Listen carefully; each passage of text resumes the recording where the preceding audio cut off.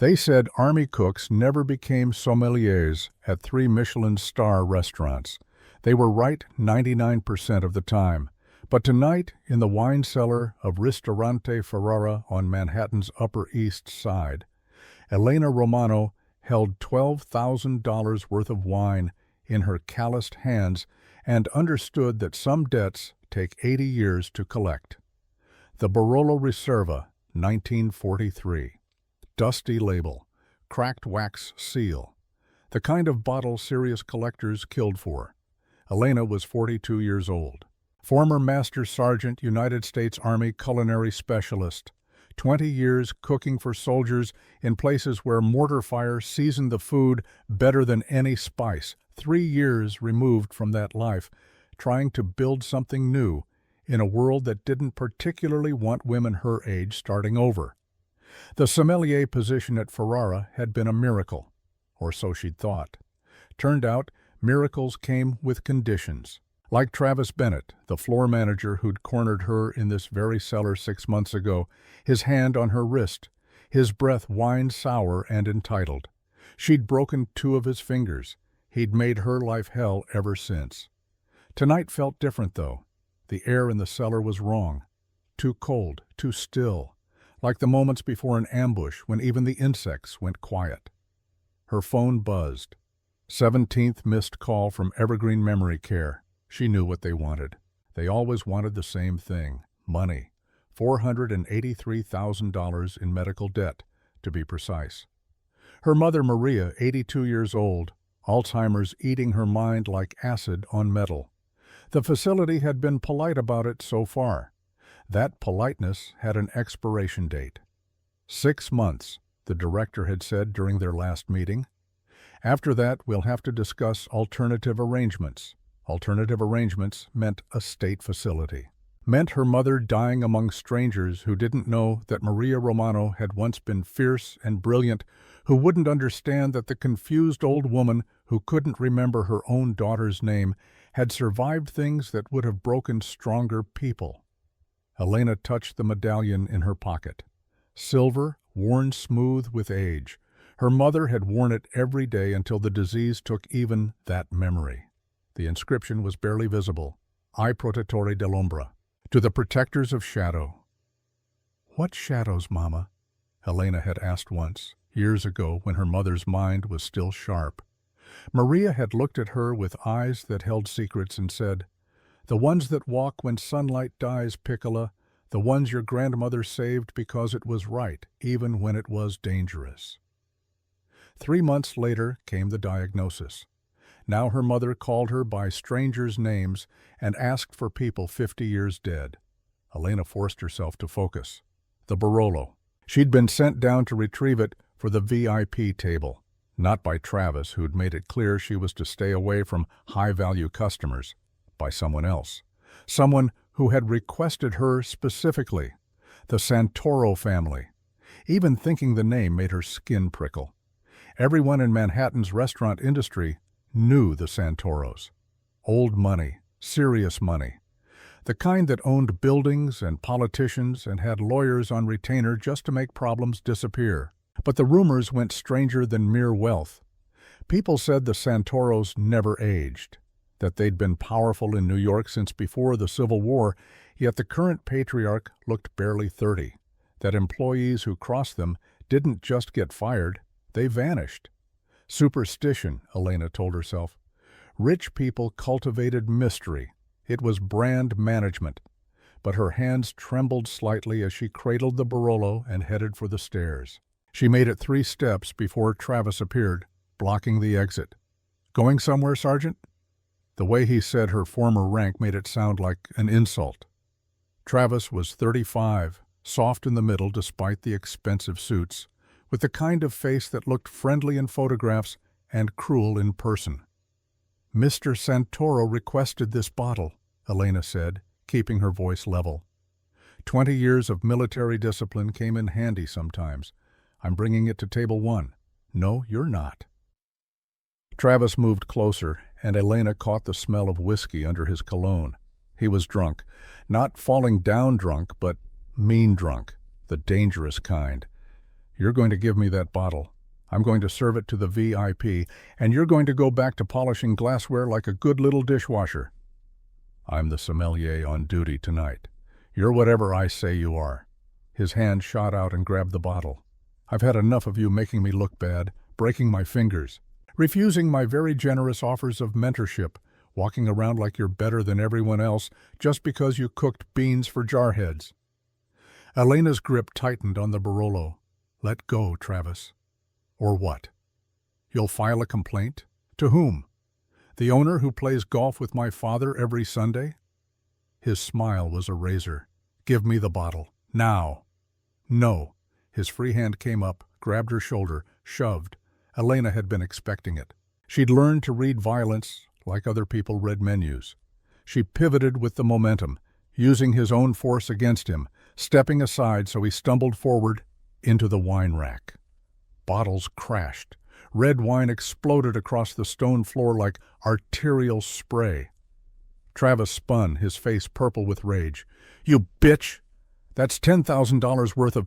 The lady said no. The voice came from everywhere and nowhere. Deep. Resonant. With an accent Elena couldn't quite place. Old Italian, maybe, but wrong somehow. Ancient. Travis froze. His eyes went wide. Elena turned. A man stood at the base of the stairs, except he hadn't been there a second ago. Hadn't made a sound coming down. He was simply present, as if he'd materialized from the shadows themselves. Tall, well over 6 feet, wearing a black suit that probably cost more than Elena's car. Pale skin that seemed to drink in the light rather than reflect it. Dark hair swept back from a face that belonged on Roman coins. And eyes. Elena's breath caught. His eyes were completely black. Not brown, so dark it looked black. Actually black, pupil and iris indistinguishable, like looking into deep water at midnight. Mr. Santoro, Travis stammered, I was just... The sommelier dropped... There was an accident. Damien Santoro moved, not walked. Moved.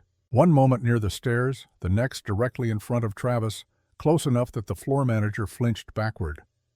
I watched you grab her, Damien said softly. I watched you try to take what was not yours. I heard you insult her service, diminish her sacrifice. His head tilted slightly, and something in the gesture made Elena think of predators assessing prey. Tell me, Mr. Bennett, do you enjoy hurting women weaker than yourself? No, I wasn't. She's not weaker, Travis was babbling now, pressing back against the wine rack. Sir, I swear this is a misunderstanding. I understand perfectly. Damien didn't raise his voice. Didn't need to. The temperature in the cellar had dropped 20 degrees. Elena could see her breath misting. You are a small man with a small amount of power who uses it to make himself feel large. I have met thousands like you across 5 centuries. You are all the same, and you all end the same way. 5 centuries? Travis made a whimpering sound. Damien's hand shot out, impossibly fast, faster than Elena's eye could track, and gripped Travis's wrist. The same wrist that had grabbed Elena. If you ever touch what is mine again, I will take this hand. Do you understand? Yes, I understand. Please. Damien released him. Travis collapsed to his knees, cradling his wrist, even though Damien hadn't squeezed hard enough to bruise. Terror had done that. Go, Damien said, and be grateful. I'm in a merciful mood. Travis ran, scrambled up the stairs on hands and knees, desperate to escape. Elena stood very still, the Barolo still clutched against her chest. Every instinct screamed at her to run too, but she'd learned in the army that sometimes running just made predators chase. And this man was definitely a predator. Damien turned to her. Up close she could see details her mind wanted to reject. Skin so pale it was almost translucent. No visible pores, no laugh lines or crow's feet, despite an apparent age of 30. And those eyes, bottomless and ancient. Forgive me, he said. His voice gentled, lost its edge. I did not mean to frighten you, but I cannot abide bullies. You said 5 centuries, Elena heard herself say. That's impossible. Many things are impossible. Yet here we are. He gestured to the bottle in her hands. "May I? My mother is waiting." Elena handed it over because her body made the decision before her brain caught up. His fingers brushed hers as he took the bottle. His skin was cold, not chilled. Cold, like touching marble in winter. "You're not human," she whispered. Something flickered in those black eyes. Surprise, perhaps. Astute. Most people take longer to realize. Or they convince themselves they're imagining things. He examined the bottle, turning it in his hands. 1943. The year my brother died. The year many things died. The year one very brave girl saved my family from burning. I don't understand. You will. He looked at her intently. What is your full name? Elena. Elena Maria Romano. His entire body went still, more than still, motionless in a way humans couldn't achieve. No breathing, no micro-movements, like a statue carved from stone. Romano, he repeated. From where? Queens. But my mother's family was from Italy originally. Matera, in the south. Matera. His eyes closed. When they opened again, they gleamed with something that might have been tears if creatures like him could cry. What is your mother's name? Maria. Maria Esposito, before she married. Mother? The shout came from upstairs. A woman's voice, raspy and imperious. Where are you? Damien's eyes never left Elena's face. Come with me, please. My mother needs to meet you. I think she's been looking for you for a very long time. The restaurant was packed. Friday night, every table full of Manhattan's elite, pretending not to notice the most powerful family in the room. Elena followed Damien through the maze of white tablecloths and hushed conversation, acutely aware of every head that turned to watch. Table 1 was in the corner, positioned for privacy but with clear sight lines to every exit. A small woman sat there, bird-boned and draped in black lace that might have been fashionable in 1920. She held a cane topped with a silver wolf's head, though from the way she gripped it, the cane was more weapon than aid. Her eyes were the same lightless black as Damien's. Mother, Damien said in Italian, this is Elena Maria Romano. Her mother's name was Maria Esposito, from Matera. The old woman's hand clenched on her cane so hard the wood creaked. Impossible, she whispered. We searched. For 80 years we searched. Every Esposito in America, every Maria, every lead went nowhere. She married, Damien said. Took her husband's name. That's why we couldn't find her. The old woman looked at Elena like she was seeing a ghost. Sit, child. Please, sit. Elena sat because her legs were shaking. Damien took the chair beside his mother, poured wine into 3 glasses with steady hands. The Barolo breathed its ancient scent into the air, earthy and complex. I am Lucia Santoro, the old woman said, and if you are who I think you are, then I owe your family a debt that can never be repaid. I don't understand what's happening, Elena said. Then let me tell you a story. Lucia's ancient hand covered Elena's. Her skin was dry as paper, cold as Damien's. In 1943, the Germans occupied southern Italy. My family, Damien and I, and 3 others, we sheltered in the caves beneath Matera. The Sassi. Do you know them? Elena nodded. Her mother had shown her pictures once, before the disease. Ancient cave dwellings carved into limestone cliffs. We are Upiri, Lucia said simply. Vampires, though we prefer the old word. We needed darkness during the day. The caves were perfect. We'd lived there peacefully for decades, protecting the locals from bandits in exchange for privacy. Elena should have been terrified, should have run. But something in Lucia's eyes held her, grief and hope mixed in equal measure. An SS officer found us, Lucia continued. Klaus von Richten. He'd been hunting our kind across Europe. Someone betrayed our location. He came at noon with his men, dragged our sleeping bodies into the street, planning to burn us in the sunlight. Your grandmother saved us, Damien said quietly. Maria Esposito. She was 16 years old. Her parents had just died in the bombing. She was alone, starving, had every reason to let the Nazis burn monsters. But she didn't, Lucia's voice cracked. She claimed our bodies belonged to her family, that we were her ancestors, buried in the old way. Von Richten didn't believe her. He broke her arm, tortured her for 3 days. Elena's hand went to her mouth.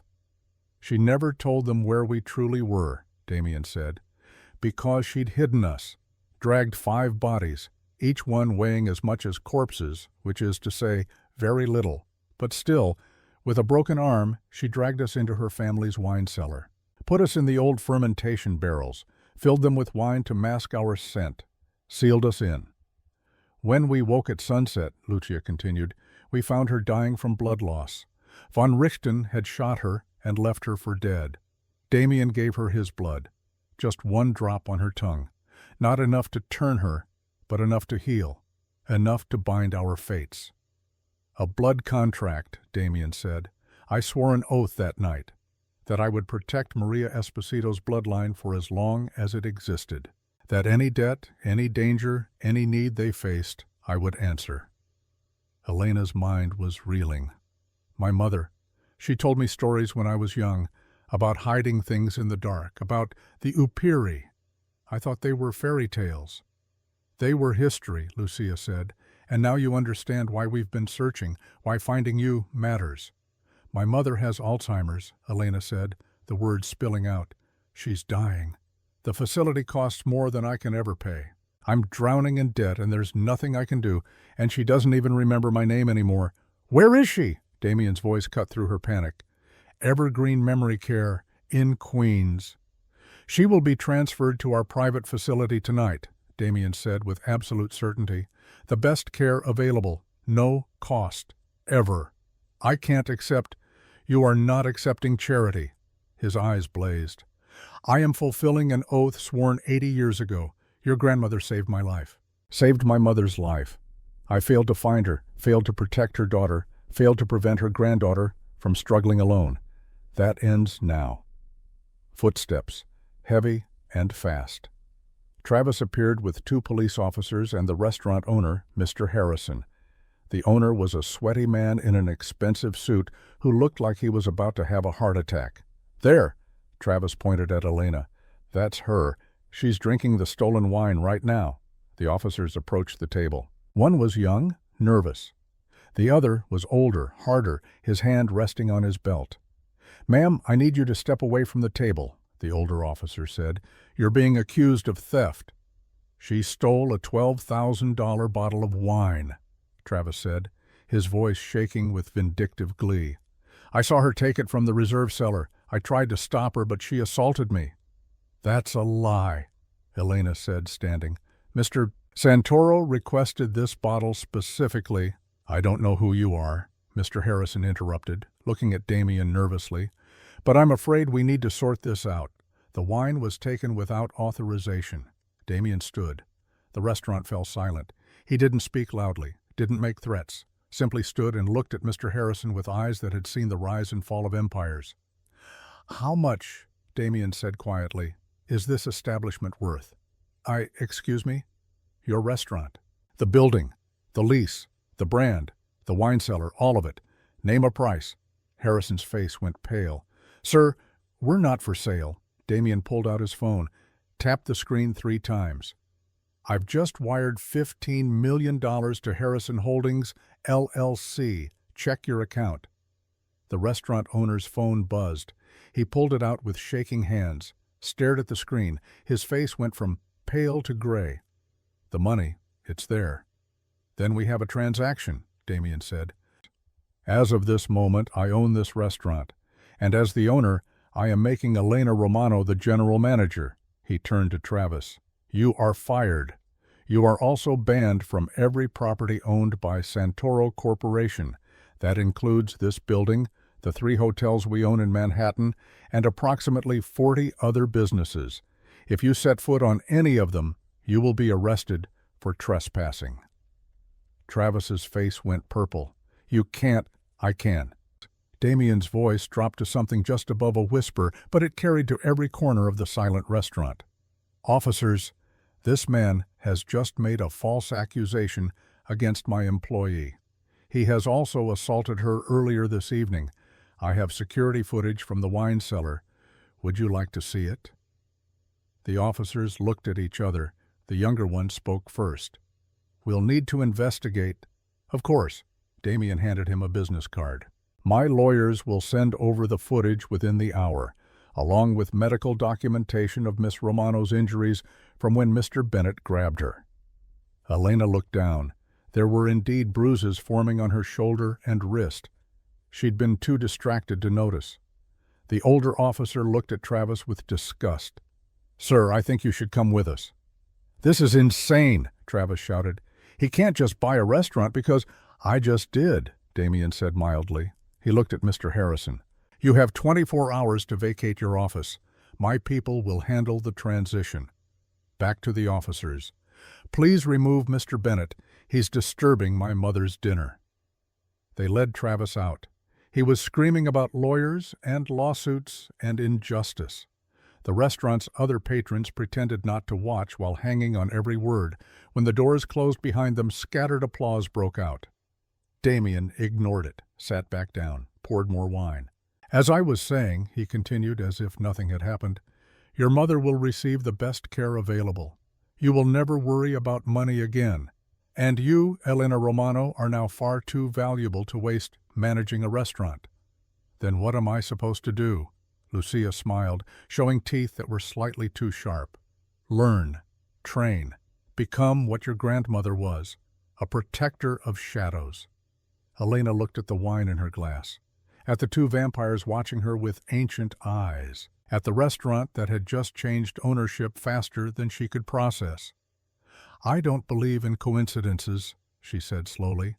"You didn't just happen to come here tonight. You knew I worked here." "No," Damien admitted. "We didn't know, but we hoped. We've been visiting Italian restaurants across the city for 3 years, searching for any connection to the Esposito family. Tonight, when you spoke to us in Italian earlier, you greeted us in the old dialect when we arrived. The Basilicata dialect. I would have heard it anywhere in the room." Elena frowned. "I didn't speak to you when you arrived. I was in the wine cellar." Lucia and Damien exchanged glances. "You didn't come to table 1 before Damien went to the cellar?" Lucia asked. "No. Travis made it clear I was to stay away from your table." "Then who—" Lucia's eyes widened. "Damien, someone who looked like her, sounded like her, spoke the old tongue." The temperature in the restaurant dropped again. Damien's phone was out, typing rapidly. "Dr. Thorne, emergency, we may have a breach." Elena's confusion must have shown on her face because Lucia reached over and patted her hand. "Don't worry, child. We'll explain everything. But first," she looked at Damien, "we need to get her mother, now, before they do." "Before who does what?" Elena demanded. Damien stood, helping his mother up. "Before whoever is impersonating you makes their next move. Because if they wanted to lure us here, if they went to the trouble of speaking the one dialect that would catch our attention, they have a plan. And I'm willing to bet your mother is part of it." "We need to go," Lucia said urgently. "Now." Elena didn't hesitate. She grabbed her coat and followed them into the night, leaving behind her old life and stepping into something she didn't understand but knew, with absolute certainty, was about to change everything. The car was a black Mercedes that appeared at the curb the moment they stepped outside.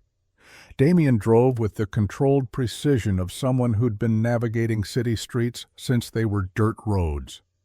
Elena sat in the back with Lucia, questions bubbling up faster than she could articulate them. "How did someone impersonate me?" "Shapeshifters exist," Lucia said matter-of-factly. "Rare, but real. They need a clear line of sight and can only hold the form for minutes. But that would have been enough. Walk past our table, say a few words, disappear.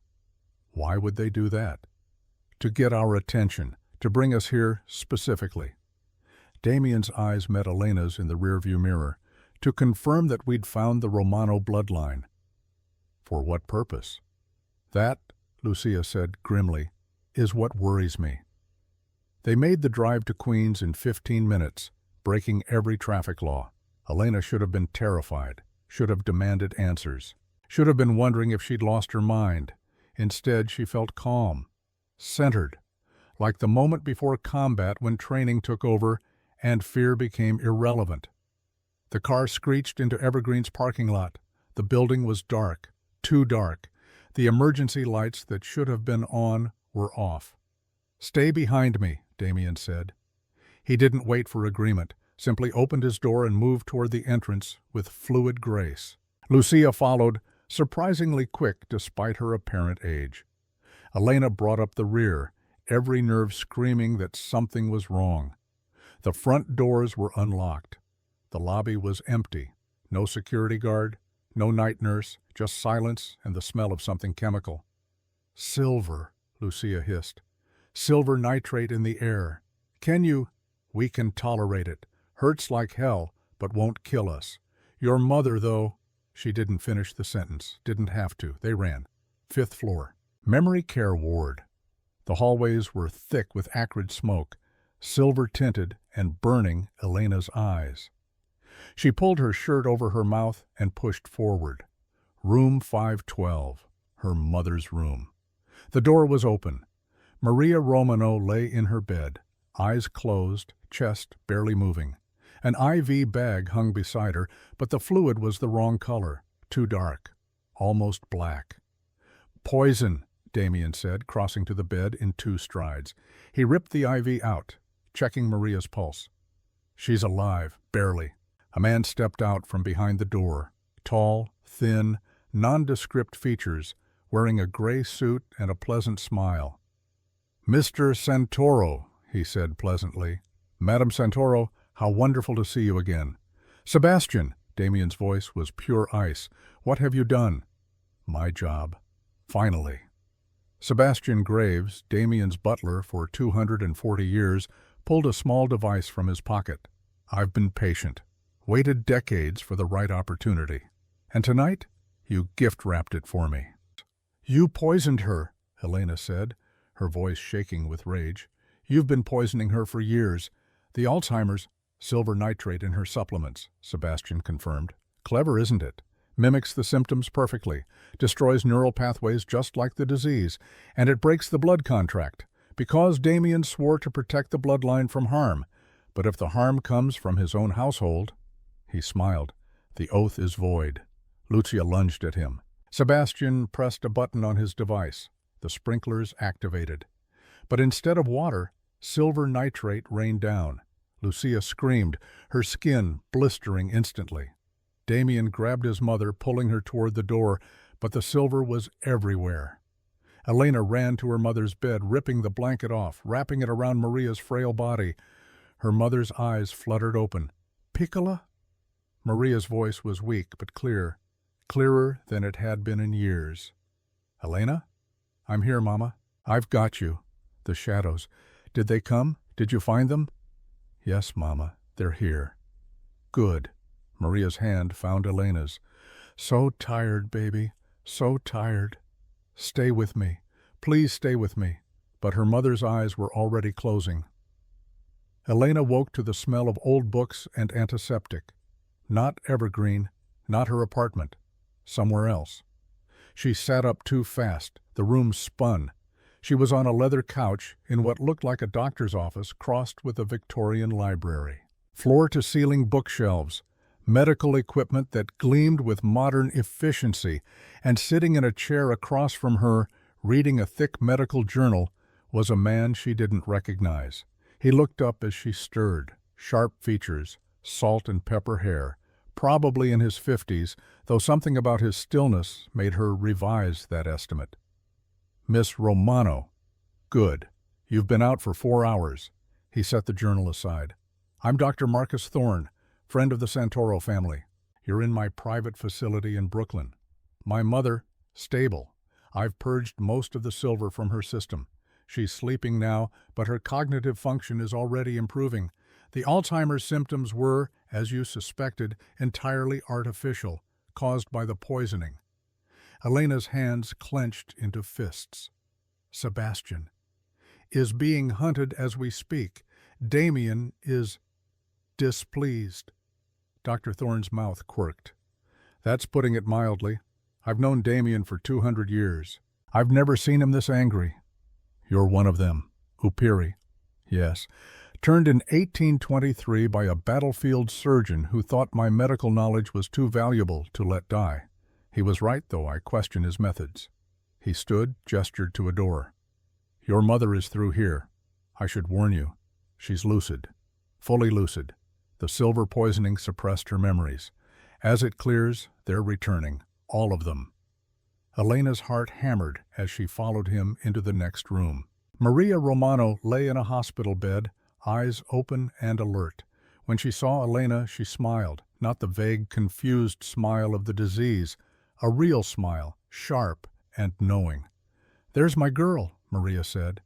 Her voice was still weak, but present in a way it hadn't been for years. "Come here, Piccola. Let me look at you." Elena crossed the room, took her mother's hand. "Mama, do you know who I am? You're Elena Maria Romano. You're 42 years old. You served 20 years in the Army as a culinary specialist. You were stationed in Fort Bragg, then deployed to Iraq twice, Afghanistan once. You came home and tried to become a sommelier because I always said you had my mother's palate." Maria's eyes filled with tears. "And I forgot you. For 3 years, I forgot my own daughter. It wasn't your fault. I know that now," the doctor explained. Maria's grip tightened. "Sebastian Graves, Damien's butler. The bastard has been poisoning me since you started working at Ferrara." "Why?" "To break the blood contract. Damien swore to protect my bloodline. If I died of natural causes while under his roof, while his own servant poisoned me, the oath would be void. Or at least, that's what Sebastian believed." Dr. Thorne cleared his throat. "Actually, the contract is more resilient than that. But Sebastian's employers, the Council of Old Powers, are gambling that in a tribunal they could argue the oath was broken, and they might be right." "What council?" Elena asked. "The vampire equivalent of the United Nations. Old families who've survived millennia. They've been wanting Damien's territory, the eastern seaboard, for centuries. If they can prove he failed his blood oath, they can petition to have him removed." Maria struggled to sit up. Elena helped her, adjusting pillows. "Where are Damien and Lucia?" "Hunting Sebastian," Dr. Thorne said, "and preparing for war. The council will move fast now that their plan is exposed. I want to see them. Mother, you need to rest. I've rested for 3 years while poison ate my brain." Maria's eyes blazed with the fierceness Elena remembered from childhood. "I want to see Damien Santoro. I want to see the man I saved. And I want my sister." Elena froze. "Your what?" Maria looked at her steadily. "Your Aunt Lucia, my older sister. She didn't die in 1927. She became Upiri." The room tilted. Elena sat down hard on the edge of the bed. "I'm going to need you to explain that." Maria did. The story spilled out, clear and detailed. Memories restored with the poison's retreat. 2 sisters, born in Basilicata in 1910 and 1911, growing up poor in the mountains. The influenza epidemic of 1927. Lucia, 17 years old, burning with fever. "A vampire came to our village," Maria said. "Ancient passing through. He offered Lucia a choice. Die human or live forever. She chose life. By the time she rose 3 days later, our parents had buried an empty coffin. I was the only one who knew the truth." "She came back for you," Elena guessed. "In 1943. She'd been watching over me for 16 years. When the Germans invaded, when she knew there were caves beneath Matera, she chose them deliberately, stayed close to where I lived. When von Richten found their hiding place, she couldn't protect them during the day, but she gambled that I would. And you did. Because she was my sister, because Damien was kind to me when I brought them food at night, because it was right." Maria's hand found Elena's face. "And because your grandmother, my mother, taught me that you protect the defenseless, no matter what form they take." The door opened. Lucia Santoro stood in the doorway, no longer the imperious matriarch from the restaurant, just an old woman with tears streaming down her ancient face. "Fiore," she whispered, "my little flower." "Sorella," Maria said. big sister." They embraced, and Elena saw the truth in the similarity of their features, the same cheekbones, the same fierce eyes, the same determined jaw. One frozen at 17, the other ravaged by age, but unmistakably sisters. "I'm sorry," Lucia sobbed. "I failed to find you when you came to America, failed to protect you from Sebastian. Failed—" "You found my daughter," Maria interrupted. "You brought her to safety. You're here now. That's what matters." Elena stood, giving them space, feeling like an intruder on a reunion 80 years in the making. Dr. Thorne appeared at her elbow. "Walk with me. Let them have this moment." They left the room, walked down a hallway lined with artwork that looked like it belonged in museums. The facility was clearly designed for long-term vampire residents. No windows, reinforced doors, climate control that could drop the temperature to morgue levels. "How long have you known," Elena asked, "about Lucia and Maria being sisters?" "I've suspected for a few years. The resemblance was striking even through Maria's aging, but Lucia never spoke of it, and I respected her privacy." He paused outside a door marked training. "Damien wants to see you. He's inside." "Is he angry?" "He's devastated. Sebastian served him for 240 years. That kind of betrayal—" Dr. Thorne shook his head. "Go on. He needs to know you don't blame him." Elena pushed open the door. The room beyond was a gym, not a modern fitness center with treadmills and mirrors, a real training space, mats on the floor, weapons on the walls. Damien stood in the center, shirtless, his pale skin marked with scars that shouldn't have been possible if vampires healed perfectly. He was fighting 3 vampires at once. No, not fighting, destroying. His movements were liquid violence, each strike precise and lethal.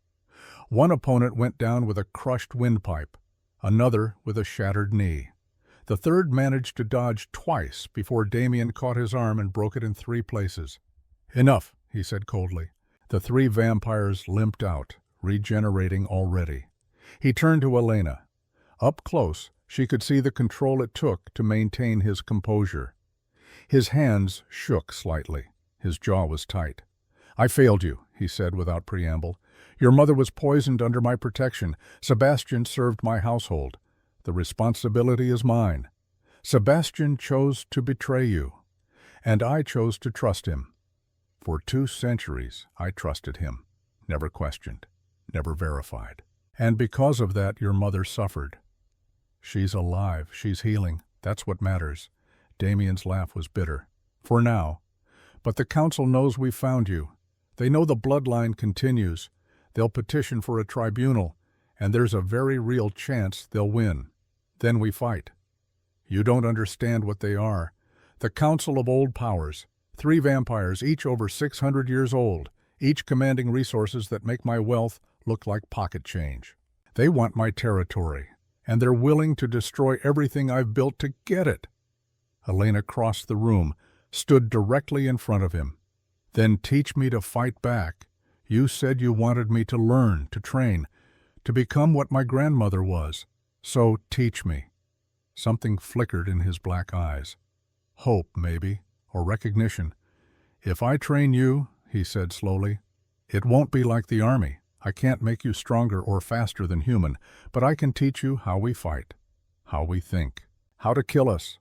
Good, because I'm tired of watching people I love get hurt while I stand helpless." He studied her for a long moment, then nodded. "Very well, we start now. Put these on." He tossed her workout clothes. Elena changed in a side room, came back to find him arranging weapons on a table. Swords, daggers, stakes, and one blade that gleamed silver. "Your grandmother left this," he said, indicating the silver dagger. "She had it forged in 1944 from silver taken from Matera's church, blessed by a priest who knew what we were. It's one of the few weapons that can permanently kill Upiri." Elena picked it up. It felt right in her hand, balanced, purpose-built. Holy silver, blessed by someone who loved you despite knowing the truth. She looked at Damien. "My grandmother was smarter than all of us." Over the next 3 days, Damien taught her, not Hollywood sword fighting, real combat, brutal, efficient. designed to kill or be killed. He taught her kenjutsu, the art of the blade used by samurai. He taught her Krav Maga, the Israeli system built for soldiers. He taught her where vampires were vulnerable. "We're fast," he explained during a water break, "stronger than humans. We heal from almost anything, but we're not invincible. A blade through the heart, completely through, kills us. Silver stops regeneration. Blessed silver burns like acid. Decapitation works, though it's harder than movies make it look. Sunlight? Burns. Hurts terribly, but doesn't kill instantly. The oldest of us can survive hours of exposure, though we'll be in agony the whole time. It's not a reliable weapon." He also taught her about vampire culture, the politics, the territorial disputes, the council structure. Valentina Draculesti from Romania, 700 years old, commanded the old world vampires who believed in open rule. Klaus von Steiner from Germany, 600 years, descended from the same SS officer who had tried to kill them in 1943 because that officer had been vampire working for the council. Isabeau Moreau from France, 800 years, the eldest, the most dangerous. "They'll call a tribunal," Damien explained on the third night. "A formal challenge to my territory. They'll argue I broke the blood oath by failing to protect Maria. I'll have to defend myself according to the old laws." "Which means?" "Trial by combat. 3 challengers. I have to defeat all 3 to keep my territory." "Can you? Alone?" "No, I'm strong, but not that strong. But according to the laws, I can name a champion to fight in my stead." Elena understood. "Me? You're human. They won't expect you to win. But if you defeat even one of their champions, it proves the oath holds, that you're strong because the Romano bloodline is strong, that I've protected you well enough to create a warrior. And if I lose, then I forfeit my territory, and you die, and Maria dies, and the council hunts down any remaining Romano descendants to ensure the bloodline ends. No pressure then." He almost smiled. "You're taking this well. I cooked for soldiers under mortar fire. I've learned to adapt." She stood, picked up the training sword. "Again, teach me how to beat creatures that have been killing for centuries." On the 4th day, Dr. Thorne asked to see her. She found him in his lab, surrounded by equipment that looked like it belonged in a science fiction movie. He was examining a blood sample under a microscope. "Your blood," he said without looking up. "I took a sample while you were unconscious. I hope you don't mind." "Depends on what you found." He gestured to a screen showing a DNA analysis. Elena couldn't read most of it, but some numbers stood out, percentages that didn't make sense. "You have vampire DNA," Dr. Thorne said. "Roughly 12% of your genome shows markers consistent with Upiri ancestry." Elena's breath caught. "That's impossible. My grandmother refused to turn." "She did, but she carried Damien's blood in her system for 70 years. 1 drop, introduced in 1943. It wasn't enough to transform her, but it was enough to mark her, to change her slightly at the cellular level, and those changes passed to her children and her grandchildren." "What does that mean?" "It means you're not entirely human. Not enough to be Upiri, but enough to be different, resistant to certain toxins, faster healing than normal, slightly enhanced reflexes, extended lifespan possibly. There's only been 3 recorded cases in history of humans carrying dormant vampire genetics. We call them Dhampir, half-bloods." "Can I turn, become full vampire?" "With your consent and a significant amount of vampire blood, yes. The transformation would be easier for you than a normal human, higher survival rate, but it's still dangerous. 50-50 odds, roughly." Elena absorbed this. "Does Damien know?" "I told him an hour ago. He's processing." She found him in Maria's room, sitting beside her bed, holding her hand. Her mother was asleep, breathing easily, color returning to her cheeks. "She's healing well," Damien said without looking up. "In another week she'll be fully recovered, physically at least. The psychological trauma of losing 3 years of memories will take longer. Dr. Thorne told me about the Dhampir thing. I should have seen it, should have tested you immediately. The way you healed when I drank from you Normal humans take days. You took hours. Elena sat in the other chair. Is this why you wanted to train me? Because I'm genetically predisposed? No. I wanted to train you because you're Maria's granddaughter, because you have her courage. The genetics just make you harder to kill, which is useful given what's coming. When will they call the tribunal? Soon. Sebastian escaped, but he won't have gone far. He needs to deliver proof to the council that he succeeded in breaking the oath. Your mother's survival complicates that. So we have time. Days. Maybe a week. He finally looked at her. Elena, you don't have to do this. I can flee, take my mother and go to ground in Europe or Asia. The council would claim my territory, but you'd be safe. I'd spend my life running, looking over my shoulder, waiting for them to decide unfinished business needs finishing. She shook her head. My grandmother stood alone against Nazis. I think I can handle some old vampires. Maria's eyes opened. You sound like me at 16, brave and stupid. You're awake, Elena said, leaning forward.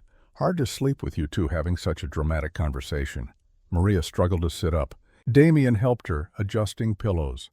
Thank you for everything, for healing me, for protecting Elena, for keeping your oath even when I made it impossible to find me. You owe me no thanks, Damien said. I owe you everything. Then we're even. Maria looked at her daughter. And now we make sure these council bastards understand that Romano women don't quit. Lucia appeared in the doorway. The invitation just arrived, by courier, black envelope, red seal. Damien took it, opened it. Read aloud. Damien Santoro, Lord of the Eastern Territories, is hereby summoned to answer charges of oath-breaking before the Council of Old Powers. The tribunal will convene at the Winter Solstice Gala Plaza Hotel, Manhattan, 7 days hence. Attendance is mandatory. Failure to appear will result in forfeiture of all claims and titles. So witnessed and sealed this day. 7 days, Elena said. 7 days to prepare for the fight of your life, Damien corrected. We need to train harder. Faster! I need you ready to face killers who've had centuries to perfect their craft. Then let's get started. For the next week, Elena barely slept. She trained with Damien for 8 hours a day, learned to read vampire tells, the micro-movements before they struck, learned to use their speed against them, to predict and counter, learned to kill without hesitation. Dr. Thorne augmented her training with chemistry, taught her about silver compounds, about blessed weapons, about the few plants that slowed vampire healing. Lucia taught her vampire politics, who owed whom favors, what the old laws actually said about blood oaths and territorial disputes, how to speak in tribunal without giving offense or showing weakness. And Maria, recovering more each day, taught her the old dialect, the Basilicata words for honor, duty, sacrifice, the phrases her grandmother had used when standing against the SS. On the 6th day, they went shopping. Lucia insisted, you need a dress, something that says warrior queen, not sommelier. They ended up at a boutique that looked like it existed in a different century. The proprietor took one look at Lucia and bowed deeply. Madame Santoro, what an honor. For the young lady, I presume? 2 hours later, Elena stood before a mirror wearing a gown that made her breath catch. Deep crimson, almost black in shadow, blood red in light. It fit like armor disguised as elegance. The skirt had hidden slits for movement. The bodice had subtle reinforcement. And, most importantly, it had places to hide weapons. Perfect, Lucia declared. You look like your grandmother. Fierce, dangerous, beautiful. Elena barely recognized herself. She looked like someone who belonged at a society gala, someone who could stand beside Damien without looking out of place, someone who could fight. The night before the tribunal, Damien found her on the facility's roof, looking out over Brooklyn. The city glowed with a million lights, unaware that in less than 24 hours, its supernatural politics would be decided by a 42-year-old former Army cook. Can't sleep? He asked, joining her at the edge. Thinking about my grandmother. She was 16, alone, terrified. But she did it anyway. And I'm 42, trained, armed, with all of you supporting me. If I fail, it's not for lack of preparation. You won't fail. You can't know that. I can believe it, which is almost the same thing. He looked at her. Elena, regardless of what happens tomorrow, I want you to know something. You've given me hope. For the first time in a century, I believe that maybe we can be more than monsters in the dark. That maybe we can protect instead of prey. Because you proved it's possible. A human woman protecting vampires from other vampires. It's absurd. And it's beautiful. We protect each other, Helena corrected. That's what my grandmother taught me. Protection isn't one direction. It's a circle. He smiled, a real smile. She would have been proud of you. The next evening, Elena stood before the mirror in the facility's changing room, wearing the crimson dress and the silver dagger strapped to her thigh.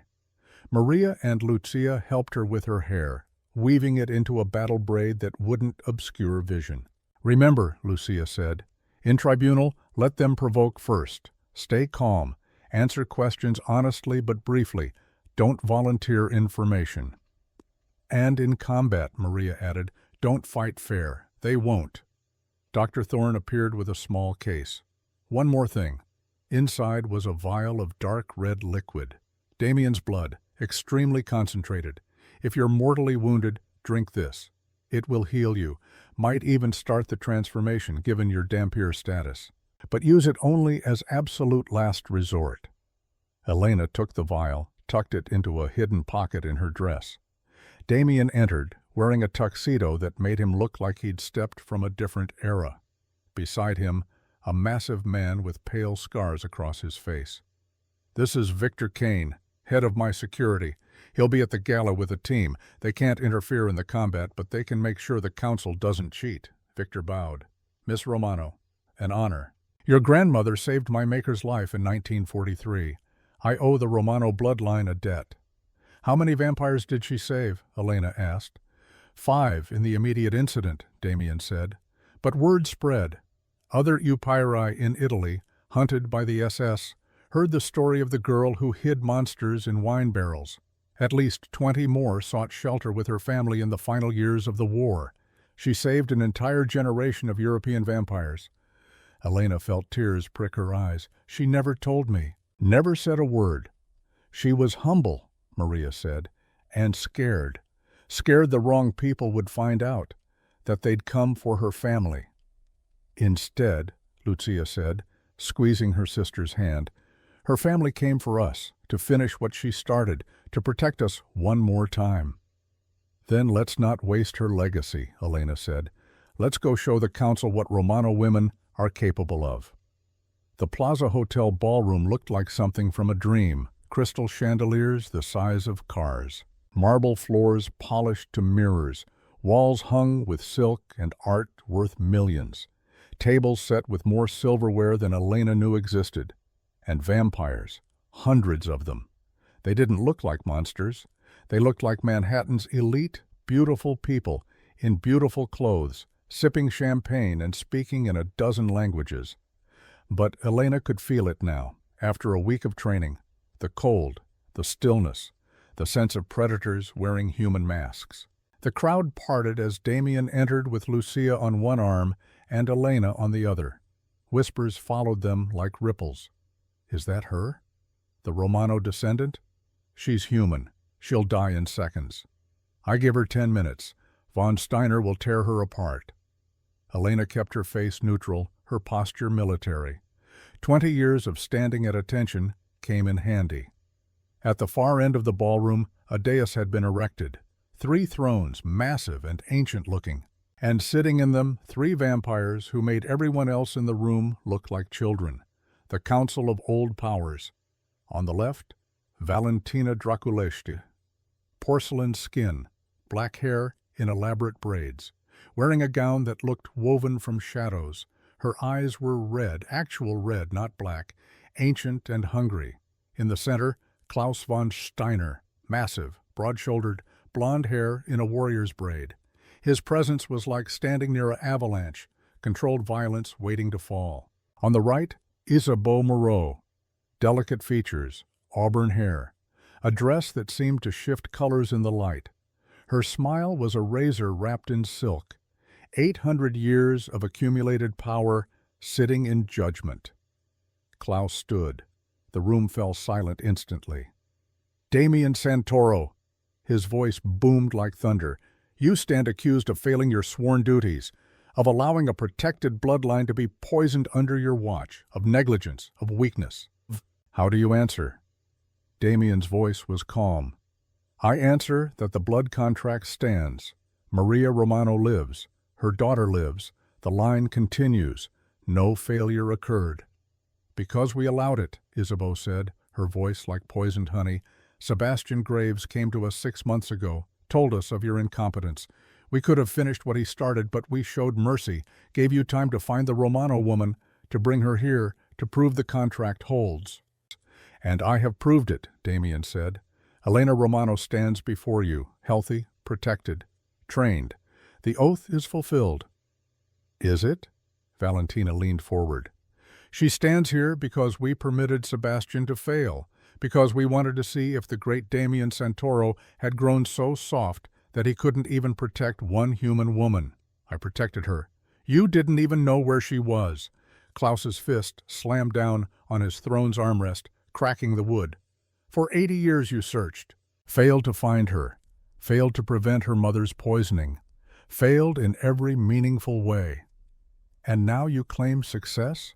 You claim the oath holds?" Murmurs of agreement rippled through the crowd. Damien's jaw tightened, but he said nothing. This was the trap. Let him defend himself, and he'd look desperate. Stay silent, and the accusation stood unchallenged. Elena stepped forward. "May I speak?" Every eye in the room locked on her. The temperature dropped 10 degrees. Vampires didn't like humans interrupting their proceedings. "You are the subject of this tribunal, not a participant," Isabeau said coldly. "You have no standing to—" "I invoke right of blood," Elena said clearly. The words Lucia had taught her, the old law that predated the council itself. "I am Romano. I am the protected. I have standing to defend my protector." Silence. Then Klaus laughed. "Bold. Foolish, but bold. Very well. Speak. You say Damien failed to find my mother. You're correct." She hid deliberately, changed her name, moved constantly, avoided anything that would connect her to the Esposito family. Because she was terrified. Terrified that if Damien found her, she'd be dragged into vampire politics, that her family would become pawns in territorial disputes. Elena looked directly at the council. She was right to be terrified, because here we are, exactly as she feared. 3 ancient vampires using her bloodline as an excuse to steal Damien's territory. So the real question isn't whether Damien failed, it's whether my grandmother was wise to hide from politics that would eventually consume her family anyway. Valentina's red eyes narrowed. "Careful, girl.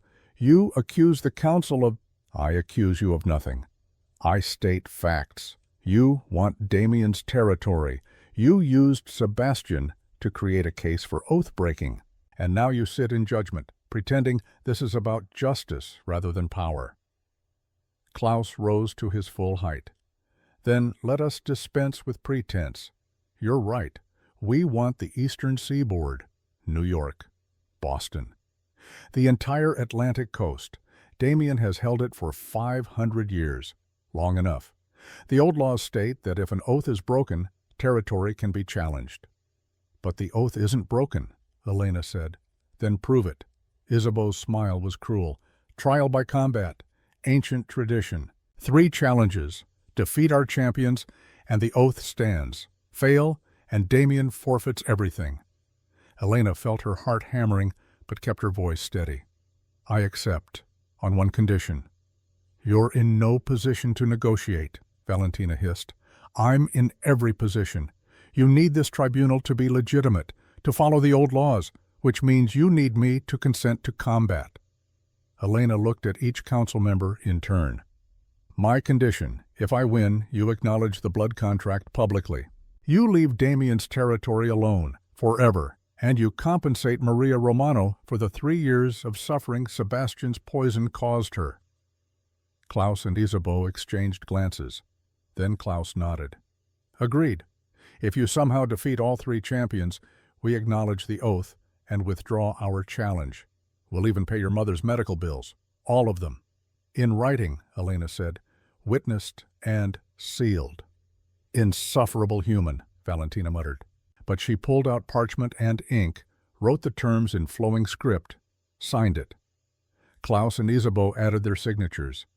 Dr. Thorne appeared from the crowd, took the document. "I'll witness this as neutral third party." The ballroom floor cleared.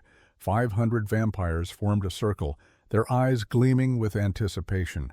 Most expected to see Elena torn apart. A few, those who knew Damien well, looked worried.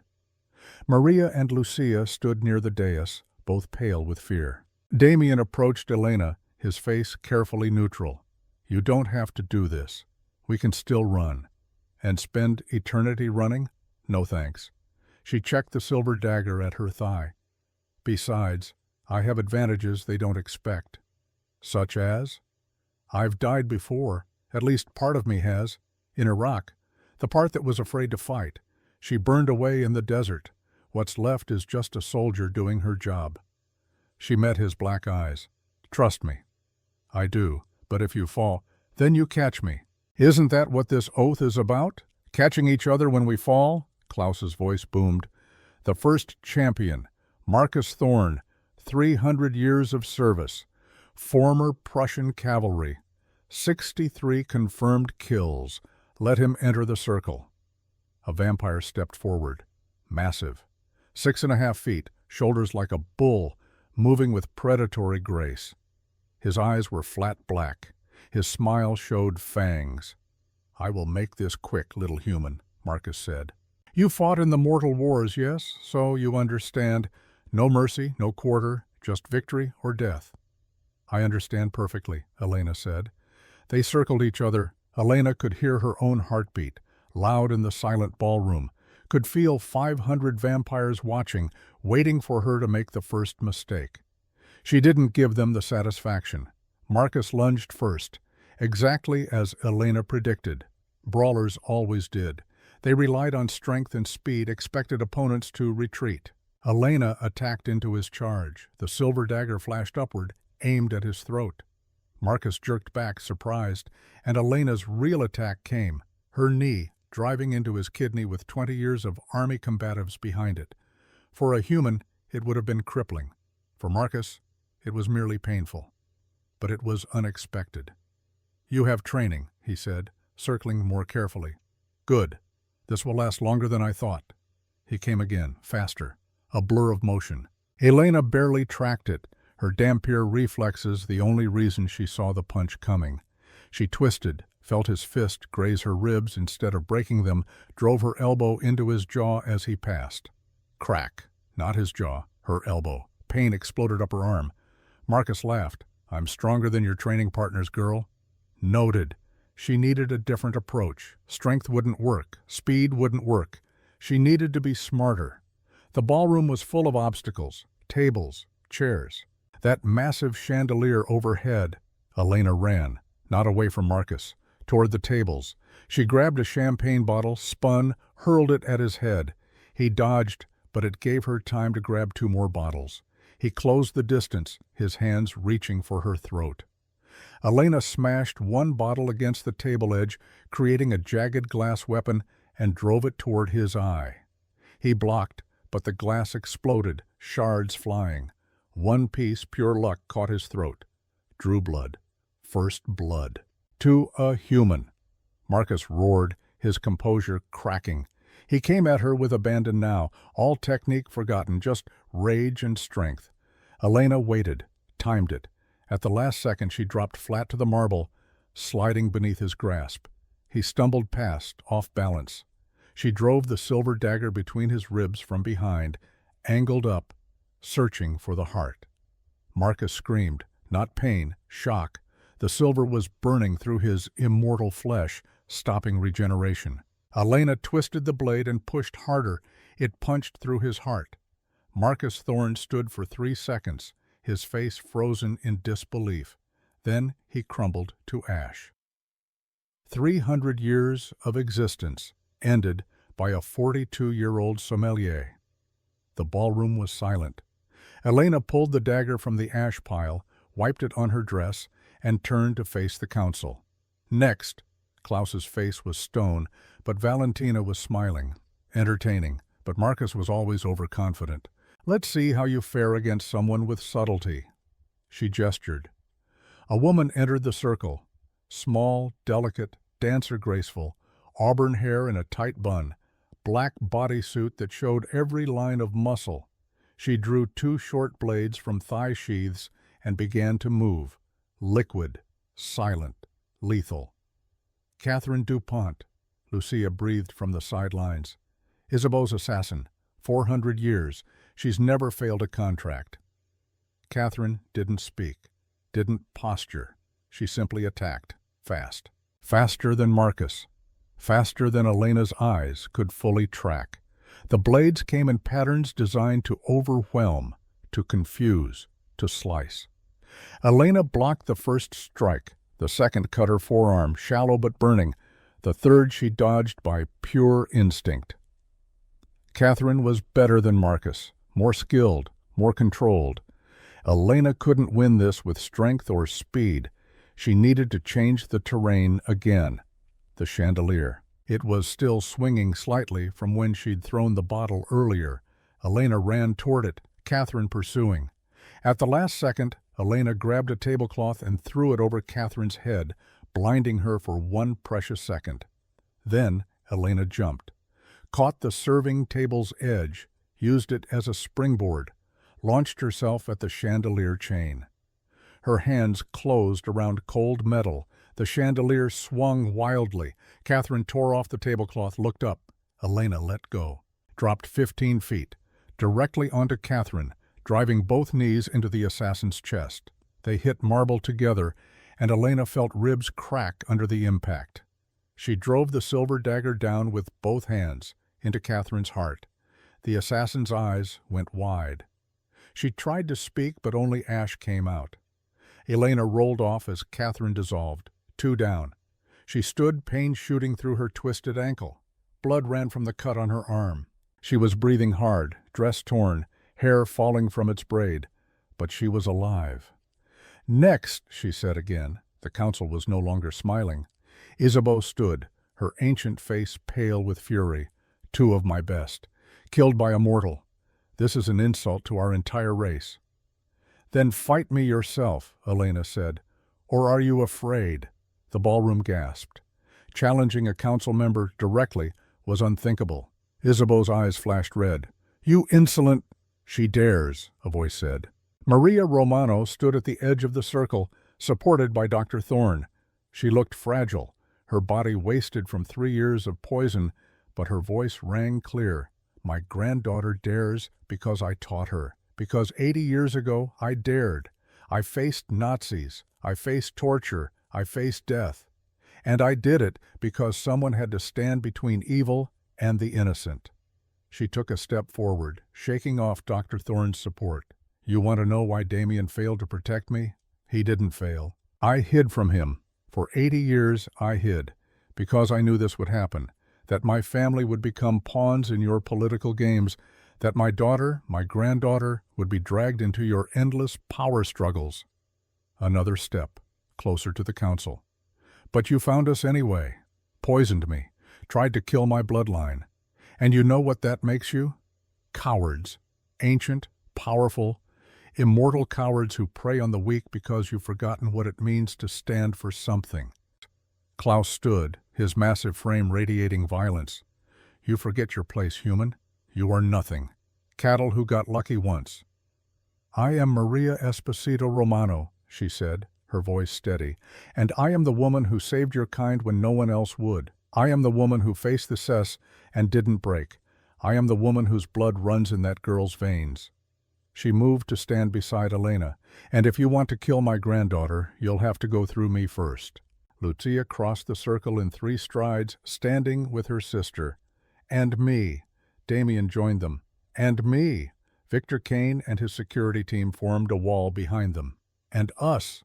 The ballroom erupted in whispers. This was unprecedented. Vampires and humans standing together against the council. Klaus descended from the dais, his face purple with rage. Then you all die together.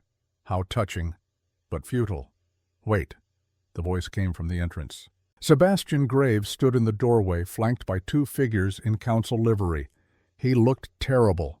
Clothes torn, face bruised, clearly beaten. Forgive the interruption, Sebastian said, his voice shaking. But I have evidence. Evidence that changes everything. He pulled out a small recording device, pressed play. A voice filled the ballroom, Sebastian's voice. So to be clear, you want me to poison Maria Romano slowly over several years, making it look like Alzheimer's, all to break Damien's blood oath and give you grounds to challenge his territory? Valentina's voice unmistakable. Precisely. And you'll be well compensated. Your own territory. Your own bloodline to command. Sebastian's voice again. And if I'm caught? Klaus's voice. We'll deny everything. You'll take the fall alone, but you won't be caught. You're too clever for that. The recording ended. Silence. Every vampire in the room stared at the council. That recording is fabricated, Valentina hissed. Obviously doctored. It's not, Dr. Thorne said, stepping forward. I've had it analyzed. It's authentic. Recorded 6 months ago in Sebastian's quarters at Damien's residence. He kept it as insurance. Then why bring it now? Isabeau demanded. Sebastian laughed bitterly. Because they betrayed me. I delivered everything they asked for. Poisoned the old woman. Lured Damien to the restaurant. Set up the perfect case for oath-breaking. And when it all fell apart, when I went to them for help, they threw me to Damien's security team. Told them where to find me. Decided I was a liability. He looked at Klaus with hatred. So if I'm going down, I'm taking you with me. The ballroom erupted. Vampires shouting. The council trying to restore order. Victor's team moving to secure Sebastian. Klaus raised his hand. Silence fell immediately. Even if this recording is real, he said carefully, it proves only that we hired Sebastian. It doesn't prove the human girl should win her challenges. She's faced 2 opponents. The old laws require 3. Then send your 3rd champion, Elena said. Let's finish this. Klaus smiled. It was not a pleasant expression. Very well. The 3rd champion will be someone with a personal stake in this matter. Someone who knows you, who understands how you fight. He gestured. Travis Bennett stepped into the circle, but not the Travis Elena knew. This Travis had pale skin, black eyes, fangs.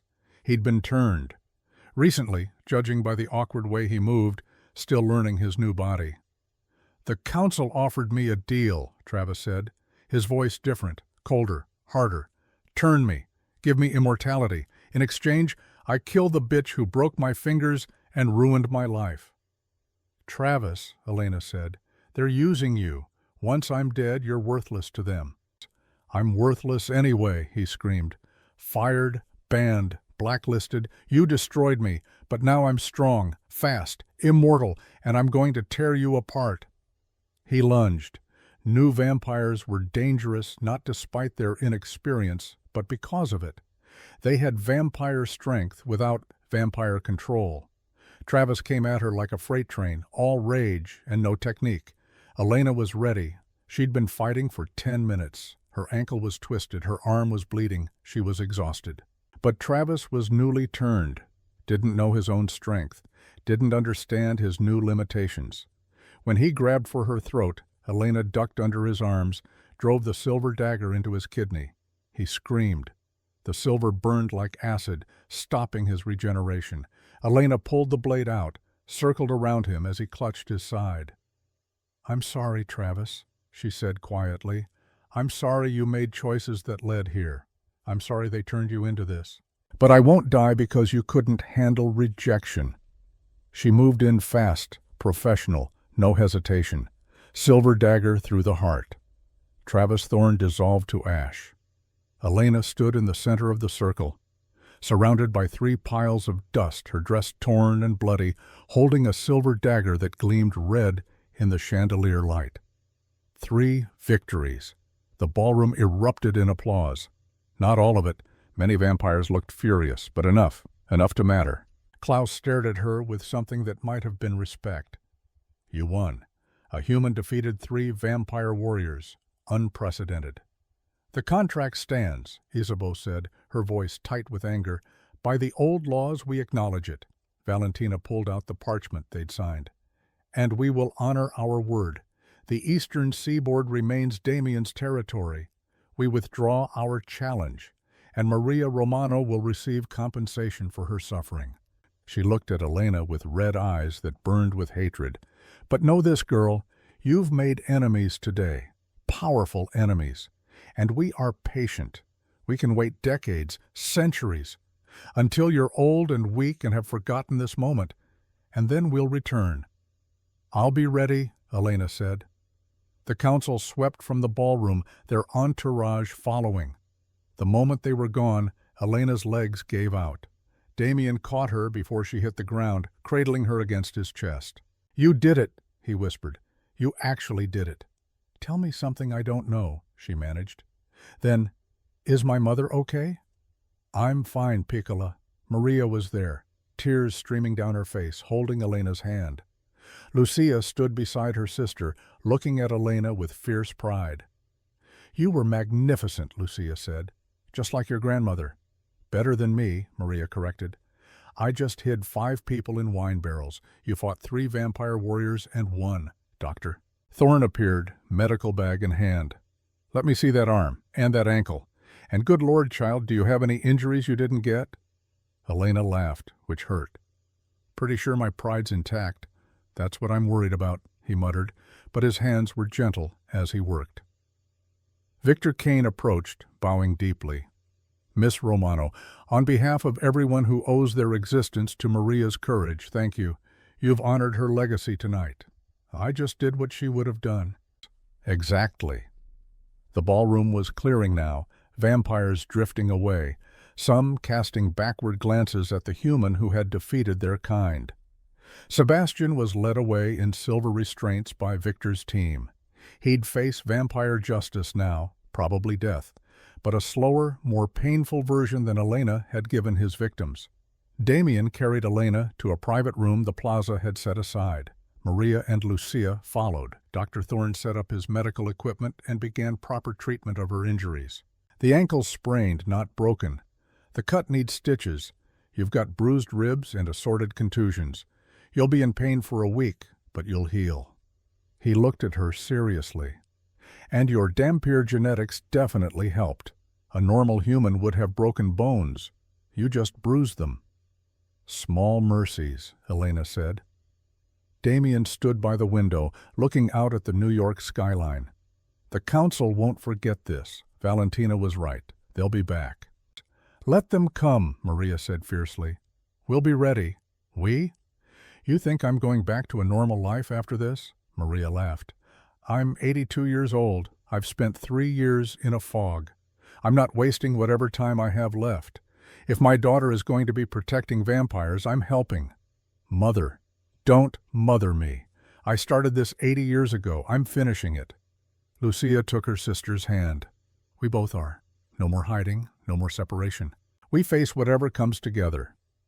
Elena looked at the people gathered in the room, her mother, her great-aunt, a vampire lord who'd become something like a friend, a doctor who'd been turned 2 centuries ago but still cared about healing, family, not by blood alone, but by choice, by shared sacrifice, by protection that flowed in every direction. What happens now? She asked. Now, Damien said, we rebuild. We strengthen. We prepare for the next challenge because there will always be a next challenge. He turned from the window. But we do it together. The Santoro family and the Romano bloodline, bound by oath and blood and something stronger than either. What's stronger than blood? Choice, he said simply. Your grandmother chose to save us. You chose to fight for us. We choose to protect you. Every day we make that choice. That's what makes it real. 3 years later, Elena stood in the kitchen of Romano's trattoria wearing chef's whites instead of a sommelier's vest. She'd discovered that after fighting vampires, running a restaurant was almost relaxing. The kitchen hummed with controlled chaos. Half the staff were human, half vampire. It worked surprisingly well. Vampires made excellent prep cooks, perfect knife skills, infinite patience, no need for breaks. Travis's replacement had been easy to find. An older man, kind, who actually respected his staff. The restaurant thrived under the new management. Through the kitchen window, Elena could see the main dining room. Damien sat at table 1, his usual spot with Lucia beside him. They came every Thursday, always ordered the same thing, bolognese, made from Maria's recipe. Maria herself sat with them tonight, looking healthier than she had in years. The silver had been completely purged from her system. Her mind was sharp, her body stronger. Dr. Thorne believed she had another decade, maybe 2, partly due to Elena's Dampier genetics passing through the maternal line. "Order up," Elena called. "Table 1, 3 bolognese." Her sous chef, a quick-moving vampire named Sarah, grabbed the plates. "On it, boss." Elena stepped out of the kitchen, wiping her hands on her apron. Damien looked up as she approached. "Join us," he said. She sat. Lucia poured wine, not the 1943 Barolo, they'd finished that, but a newer vintage that was almost as good. "To family," Damien said, raising his glass. "To protection," Lucia added. "To choices," Maria said. Elena raised her own glass. "To knowing when to fight, when to kneel, and when to stand." They drank. Later, after the restaurant closed, after the staff had left, Elena stood in the wine cellar. Not Ferrara's cellar anymore. That restaurant had been sold. The name changed. This was her own cellar now, built to her specifications. On the wall hung a photograph. Her grandmother at 16 standing in front of a wine barrel in Matera. Beside it, a newer photo. Elena at 42 standing in this very cellar, holding the silver dagger. 3 generations of Romano women, all of them protectors. The door opened. Damien descended the stairs. "Thought I'd find you here. Thinking about my grandmother, about what she did, what it cost her. She saved my life. Changed the course of vampire history in Europe, and she did it because it was right, not because it was easy. I want to make sure I'm worthy of that legacy." Damien moved to stand beside her, both of them looking at the photographs. "Elena, you've already proven that. You fought the Council's champions. You protected me when I couldn't protect myself. You've built a place where humans and vampires work together without fear. You've done more than honor her legacy. You've expanded it. There's still so much to do. The Council will come back. Other threats will emerge. I'm just one person. You're not alone. You have your mother, Lucia, me, Dr. Thorne, Victor, an entire network of vampires who owe their existence to your grandmother and now owe their safety to you." Elena turned to face him. "Damien, I've been thinking about the future, about what Dr. Thorne said, about the transformation." His expression didn't change, but she felt him go still. "You want to turn. I want time. Time to finish what my grandmother started. Time to build something that lasts. Time to see this through." She met his black eyes. "But I want it to be my choice, not because I'm dying, not because I'm desperate, because I choose it." "When?" "Soon, after my mother—" She couldn't finish the sentence. Damien nodded. "I understand. And when the time comes, I'll do it properly, with ceremony, with honor, the way it should be done. Will it hurt? Yes. Transformation is agony. 3 days of fever and pain as your body dies and rebuilds. But you're Dampier. You have a better chance of surviving than most. 70%, Dr. Thorne estimates. Better odds than I had against the Council's champions. Much better." They stood in comfortable silence, surrounded by wine that aged while they talked about eternity. "Elena," Damien said quietly, "I need to tell you something. These 3 years, working with you, training you, watching you build this place." He paused, choosing words carefully. You've reminded me why I chose this existence, why I said yes when my mother offered to turn me 5 centuries ago, because life, whether mortal or immortal, is meaningless without purpose, and you've given me purpose again. You had purpose, protecting my family, an obligation inherited from an oath, important but hollow. You've given me something more, a partner, an equal, someone who protects me as much as I protect them. His hand found hers. That's rarer than immortality, and more valuable. Elena squeezed his hand. Cold skin, but familiar now, comforting. When I turn, she said, I want to keep the restaurant. Keep this life, not hide away in penthouses. We'll make it work. Sunlight will burn, but manageable. We'll adjust. And my mother? Until the end? We'll have the best care available, I swear it. I know. You always keep your oaths. They climbed the stairs together back to the main restaurant.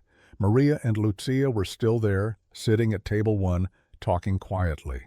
Two sisters separated by 80 years of secrets, now inseparable. Ready to go? Elena asked. Maria looked up, smiled. Actually, we were thinking of staying a bit longer. Lucia's been telling me about Paris in the 1950s. Apparently, she owned a cafe there. 3 cafes, Lucia corrected, and a bookstore. The Lost Generation. Writers loved that place. Hemingway was insufferable, but Fitzgerald had manners. I want to hear everything, Maria said. Every story, every year I missed. Elena hugged them both. Don't stay too late. We're old, Maria said. Sleep is optional. I'm undead, Lucia added. Sleep is literally optional. Damien offered Elena his arm. Walk you home? I live upstairs. Then walk you upstairs. They climbed to the apartment above the restaurant. Simple, comfortable, home. At the door, Damien paused. Thank you, Elena, for everything. Thank you for buying me a restaurant on a whim. Best 15 million I ever spent. They laughed, and for a moment the weight of destiny and duty lifted. They were just two people who'd found friendship in the strangest circumstances. Damien left. Elena entered her apartment, poured herself a small glass of wine, and stood at the window overlooking Brooklyn. The city glowed with a million lights. Somewhere out there, the council was planning their next move. Other vampires were fighting territorial disputes. Humans and supernatural creatures were navigating an uneasy peace.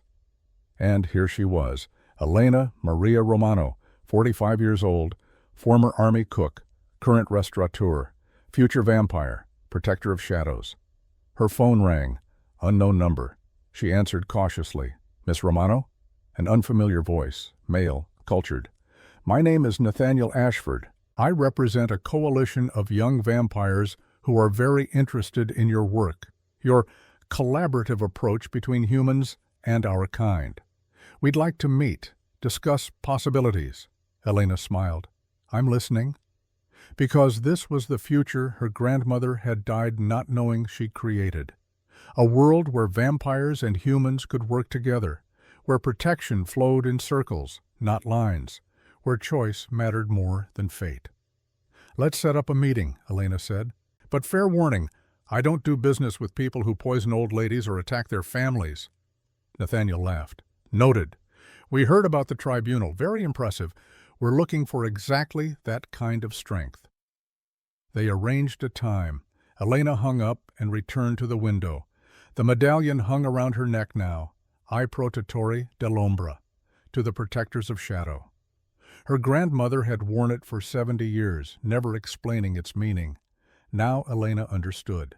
It wasn't about protecting shadows from light. It was about protecting those who lived in shadow, whether by choice or necessity, from those who would destroy them. And it was about understanding that sometimes the shadows protected you back. She raised her glass to the city. To you, Nonna, for starting this, for being brave when brave was impossible, for teaching me that family isn't who you're born to, it's who you choose to save. The wine was perfect, everything wine should be. And somewhere, Elena liked to think, Maria Esposito Romano smiled.